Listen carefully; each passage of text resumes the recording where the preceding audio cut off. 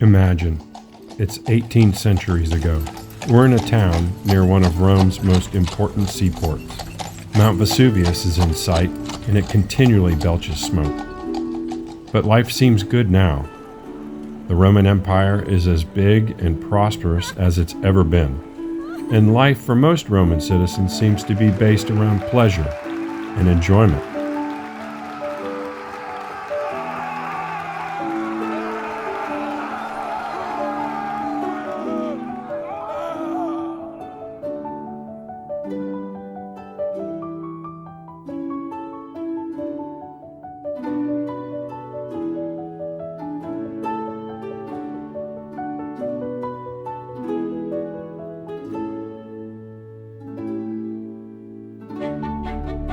Roman citizens have grown acquainted to certain luxuries, and this town, Baiae, is the epitome of those. In fact, it is the place to be, preferred by the wealthy and powerful over even Capri, Pompeii, and Herculaneum. Beautiful Baiae, with its smoking hillside and natural thermal vents, made this the perfect place for architects to design lavish villas, complete with private steam saunas, ornate mineral pools, and even fish farms.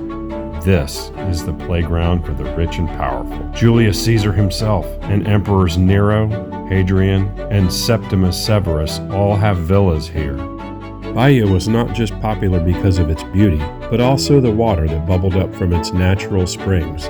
So much so that finely embossed flasks containing its mineral water were sold to visitors and subsequently transported to all points of the Roman Empire.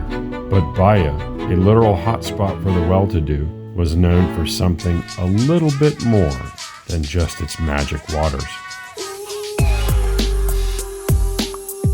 Debauchery and excess. Historians note the town's affinity for raucous beach parties and long drinking sessions, even referring to it as a vortex of luxury. On a dare, the Emperor Caligula commissioned the construction of a 3-mile-long bridge stretching across the bay to Baiae. Triumphantly arriving via horse and chariot, he strode ashore to the drunken residence of what philosopher Seneca referred to as the harbor of vice, with some revelers even falling to their death in the sea. Yes, Baiae was the place to party. But in all its fame and hedonistic glory, it secreted a future that was quite literally sunk. After a series of bradyseismic events in the 3rd and 5th centuries, the lower half of the town started slipping into the sea, and by the 8th century, all the highly prized waterfront property was completely submerged. This area was designated a protected park in 2003 and limits its visitors to specially guided underwater tours. Yet still today, archaeologists are uncovering fresh new glimpses of Baiae's opulent history. Join us now as we take a special dive into the ancient town of Baiae and uncover some of its past.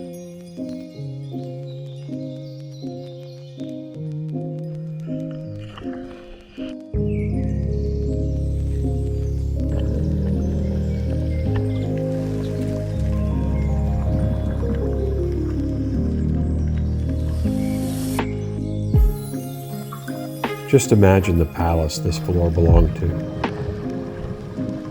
I wonder what fancy dinner parties went on here.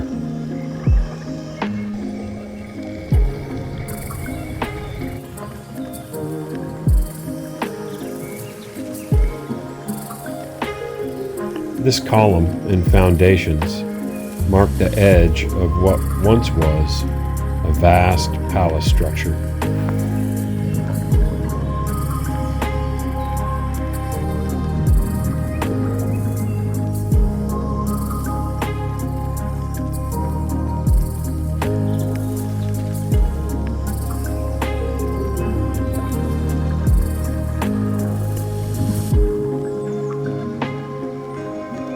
Our guide has found something to show us. I wonder what room these doors opened up into.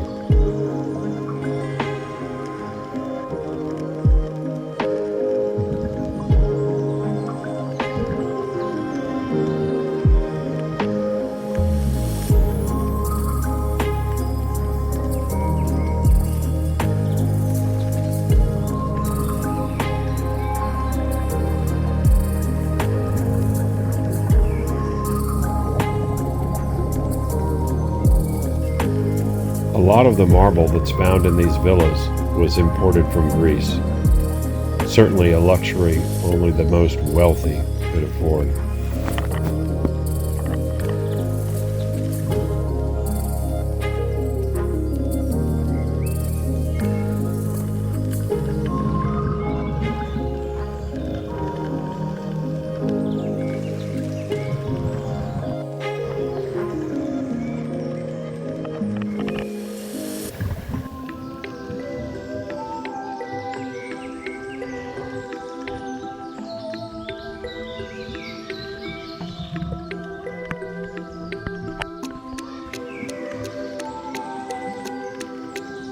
Here we have the pavers of an ancient road.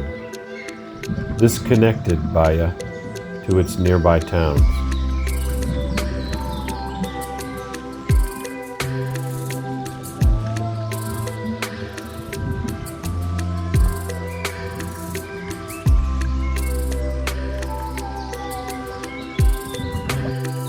And here, a dolphin. The Romans made art of the things that was around them. This one makes perfect sense.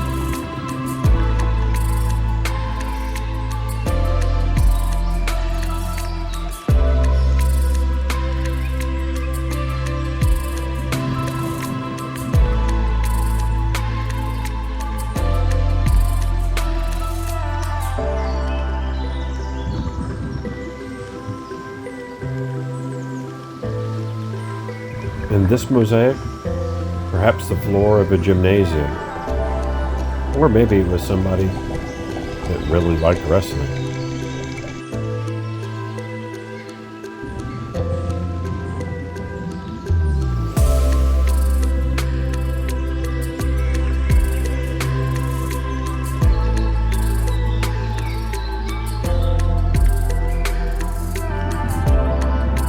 Here, our guide is showing us the floor of an old hypocast, which is basically a thermal spa.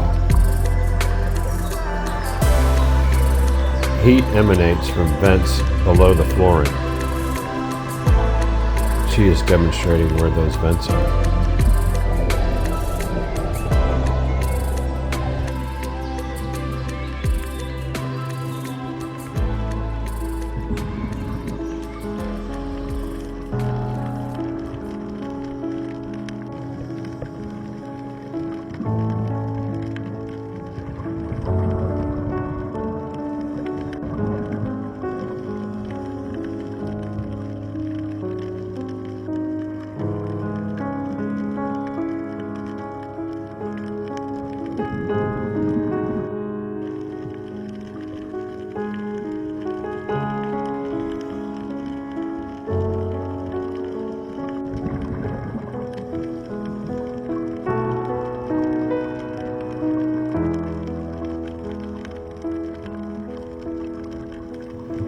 These statues were found in what was a vast banquet hall belonging to Emperor Claudio. This banquet hall was actually cut into the rock and accessed by boat. This is what the banquet hall looked like.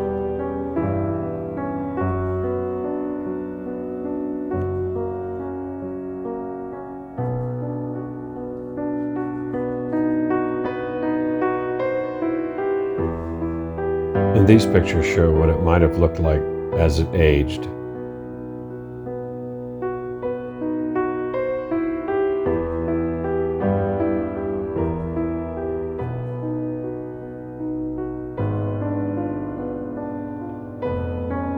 Ultimately succumbing to the forces of nature.